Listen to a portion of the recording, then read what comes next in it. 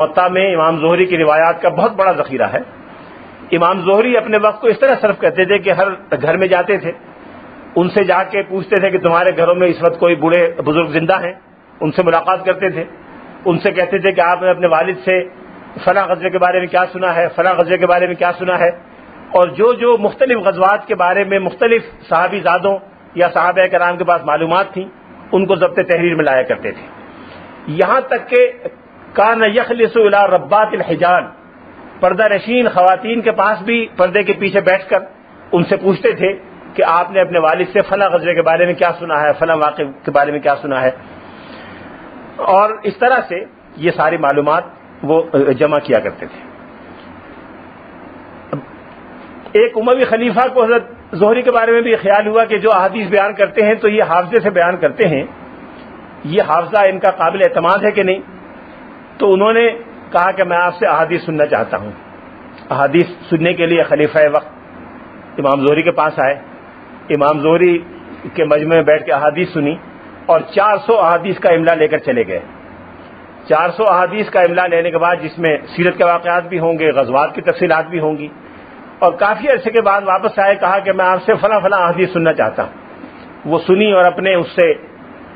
مقابلہ کیا، فوجدہ لم یغادر حرفا، اس میں ایک حرف کا بھی فرق نہیں تھا، جو پہلے سنایا تھا وہی دوبارہ سنایا اور کوئی رد و بدل اس میں محسوس نہیں کیا۔ امام زہری کے تلامذہ میں یوں تو بے شمار لوگ ہیں، امام مالک بھی ان کے تلامذہ میں ہیں، بڑے بڑے محدثین اور اکابر فقہا ان کے شاگردوں میں ہیں، لیث ابن سعد جو بہت بڑے فقیہ ہیں، امام شافعی کے اساتذہ میں ہیں، امام مالک کے استاد ہیں، وہ امام زہری کے تلامذہ میں سے ہیں، لیکن سیرت کی حد تک، مغازی کی حد تک ان کے تلامذہ میں 3 نام بڑے نمایاں ہیں۔ ایک موسیٰ ابن عقبہ ہیں، ایک معمر ابن راشد ہیں جن کا ابھی میں نے ذکر کیا، ایک محمد ابن اسحاق ہیں جن کا نام سب سے نمایاں ہے، اتنا نمایاں نام ہوا کہ انہوں نے باقی سب ناموں کو بھلا دیا۔ ان میں موسیٰ ابن عقبہ اپنے وقت کے ایک اہم محدث بھی تھے، علم حدیث میں بھی ان کا بڑا اونچا مقام تھا اور مغازی اور سیر میں بھی ان کا مقام تھا۔ موسیٰ ابن عقبہ نے امام زہری کی روایات کو قلم بند کیا، مرتب کیا، نئے انداز سے ترتیب دی، اور خود مدینہ منورہ میں ایک سند کی حیثیت ان کو حاصل ہو گئی۔ یہاں تک کہ جب امام مالک سے کوئی پوچھتا تھا کہ مغازی یا سیر کے بارے میں کس سے معلومات حاصل کریں، تو امام مالک کہا کرتے تھے کہ علیکم بمغازی موسیٰ ابن عقبہ فإنہ ثقہ، کہ موسیٰ ابن عقبہ سے جا کے مغازی معلوم کرو، اس لیے کہ وہ مستند اور ثقہ آدمی ہے۔ موسیٰ ابن عقبہ کے 2 بھائی اور تھے، ابراہیم ابن عقبہ، محمد ابن عقبہ، یہ تینوں فقیہ اور محدث تھے، اور ایک زمانہ تھا کہ تینوں کا حلقہ درس مسجد نبوی میں لگا کرتا تھا۔ ایک ستون کے نیچے موسیٰ ابن عقبہ مغازی پڑھایا کرتے تھے، ایک ستون کے نیچے ابراہیم ابن عقبہ، ایک ستون کے نیچے محمد ابن عقبہ حدیث اور فقہ کی تعلیم دیا کرتے تھے۔ موسیٰ ابن عقبہ کی مکمل کتاب تو ہم تک نہیں پہنچی، لیکن اس کا ایک مخطوطہ پروشیا میں، جو پہلی جنگ عظیم سے پہلے یورپ کا ایک ملک تھا اور بعد میں اس کے حصے بکھرے فاتح طاقتوں نے کر کے مختلف ملکوں میں ضم کر دیے تھے، کچھ حصہ جرمنی میں ضم ہوا، کچھ چیکوسلوواکیہ میں ہوا، وہاں کے کتب خانے میں اس کا ایک حصہ تھا، ایک پورشن اس کا موجود تھا، جو 1904 میں ایڈورڈ زخاؤ جو مشہور مستشرق تھا اس نے ایڈٹ کر کے شائع کیا تھا۔ تو 1904 میں موسیٰ ابن عقبہ کے مرتب کیا ہوا مغازی کا یہ نسخہ مطبوعہ شکل میں ہم تک آ گیا تھا اور اب کتب خانوں میں موجود ہے۔ ایک نسخہ ابھی برلن میں بھی ہے، وہ بھی نامکمل ہے۔ یہ میں نہیں کہہ سکتا کہ جو حصہ پروشیا کے نسخے کی بنیاد پر چھپا ہے وہ اور برلن والے نسخے میں کیا قدر مشترک ہے، اس لیے کہ میں نے وہ دیکھا نہیں، اس لیے میں کہہ نہیں سکتا، لیکن یہ بات امر واقعہ ہے کہ موسیٰ ابن عقبہ کے مغازی کو اپنے زمانے میں سب سے زیادہ مستند سمجھا جاتا تھا، اور محدثین عام طور پر موسیٰ ابن عقبہ کے مغازی پر اعتماد کیا کرتے تھے۔ موسیٰ ابن عقبہ کے وہ مغازی جو چھپ گئے ہیں، ان کے علاوہ بھی ان کی کتاب کا بہت بڑا حصہ طبقات ابن سعد میں جا بجا ملتا ہے۔ ابن سعد 2 واسطوں سے موسیٰ ابن عقبہ کے شاگرد ہیں۔ موسیٰ ابن عقبہ نے اپنے شاگردوں کو جو ڈکٹیشن دی ہوگی وہ ان کے شاگردوں کے ذریعے سے ابن سعد تک پہنچی ہوگی، اور ابن سعد نے اپنی کتاب میں ان معلومات کو جا بجا محفوظ کیا ہے۔ موسیٰ ابن عقبہ کا ایک بڑا کارنامہ ہے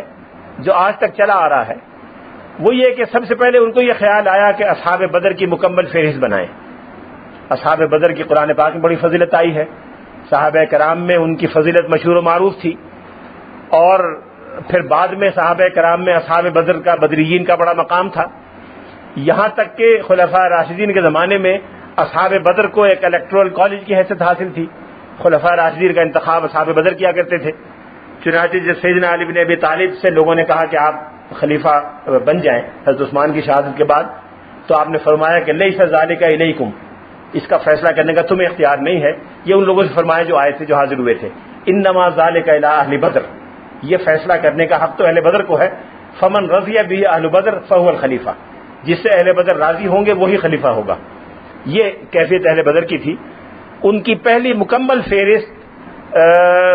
موسیٰ ابن عقبہ نے بنائی، جس کی امام مالک نے تصدیق کی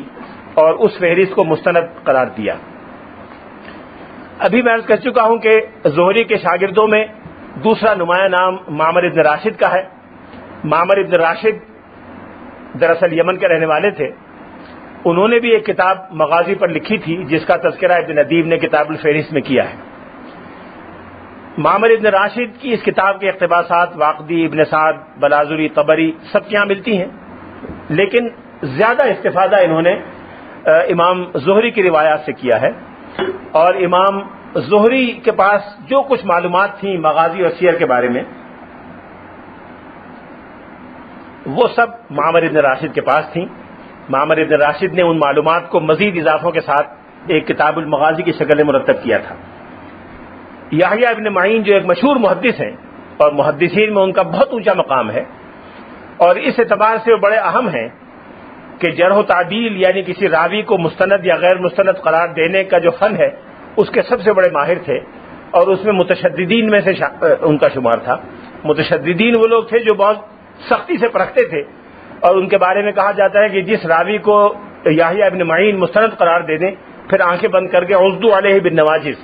امام احمد بن حنبل کا قول ہے کہ جس راوی کو یحییٰ ابن معین مستند قرار دے دیں اس کو دانتوں سے پکڑ لو، اس لیے کہ اس کے بعد پھر کسی اور کی تعدیل کی ضرورت نہیں۔ یحییٰ ابن معین نے معمر ابن راشد کے بارے میں تصدیق کی ہے کہ زہری کے تلامذہ میں معمر ابن راشد مستند ترین ہیں، اور ان کے پاس جو معلومات ہیں وہ انتہائی استناد اور ثقافت کے ساتھ ہم تک پہنچی ہیں۔ معمر ابن راشد کے شاگردوں میں بہت سے لوگ ہیں، لیکن سب سے نمایاں نام جو بھی میں نے عرض کیا امام عبدالرزاق ابن حمام الصنعانی کا ہے، جو کئی بڑے محدثین کے اساتذہ میں ہیں۔ انہوں نے بھی ایک کتاب المغازی ابن ندیم کے بقول لکھی تھی، اور یہ وہ سلسلہ تھا، یہ گویا تحریری ثبوت بھی ہے کہ معمر ابن راشد کے شاگردوں کے تحریری ذخائر ہیں، معمر ابن راشد کے تحریری ذخائر ہیں، امام زہری کے تحریری ذخائر ہیں، امام زہری نے جن سے کسب فیض کیا ان کے تحریری ذخائر ہیں، انہوں نے جن صحابہ سے کیا براء ابن عازب کا ہم دیکھ چکے ان کے تحریری ذخائر ہیں، حکیم ابن حزام براہ راست پڑھایا کرتے تھے ان کے تحریری ذخائر ہیں۔ تو یہ چیزیں نہ صرف زبانی روایت بلکہ تحریری ذرائع سے بھی ہم تک پہنچی ہیں۔ شرحبیل ابن سعد کا میں نے ذکر کیا، یہ تین بڑے نمایاں صحابہ کے تلامذہ میں سے ہیں، زید بن ثابت، ابو ہریرہ اور ابو سعید خدری۔ انہوں نے ایک کام کیا تھا کہ انہوں نے ان مہاجرین کی فہرست بنانے پر زور دیا، توجہ دی، جو ہجرت کر کے مدینہ منورہ سے آئے تھے اور السابقون الاولون میں شامل تھے۔ السابقون الاولون من المہاجرین، اول من دون قوائن المہاجرین من السابقین الاولین المدینہ، وہ کون لوگ تھے، ان کی مستند فہرست انہوں نے بنائی۔ اور پھر بدر اور احد، ان دونوں میں جو حضرات شریک ہوئے، احد میں جو شہید ہوئے، جو بدر میں شریک ہوئے، ان سب کی فہرست ایک انہوں نے بنائی۔ یہ سب لوگ وہ ہیں جن کا شمار یا تو صغار تابعین میں ہے یا اتباع تابعین میں سے ہے۔ ان کے بعد امام زہری کے تلامذہ دو کا میں ذکر کر چکا ہوں، وہب ابن منبہ کا ذکر بھی آ چکا ہے، ابان ابن عثمان کا ذکر بھی آ چکا ہے،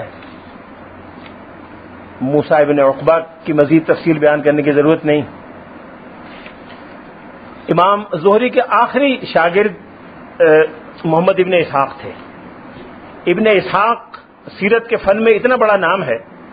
کہ ان کے کارنامے نے بقیہ لوگوں کے کارناموں کو بھلا دیا۔ ابن اسحاق کے کام پر ایک کتاب ایک مستشرق نے لکھی ہے جس کا اردو اور عربی ترجمہ بھی موجود ہے۔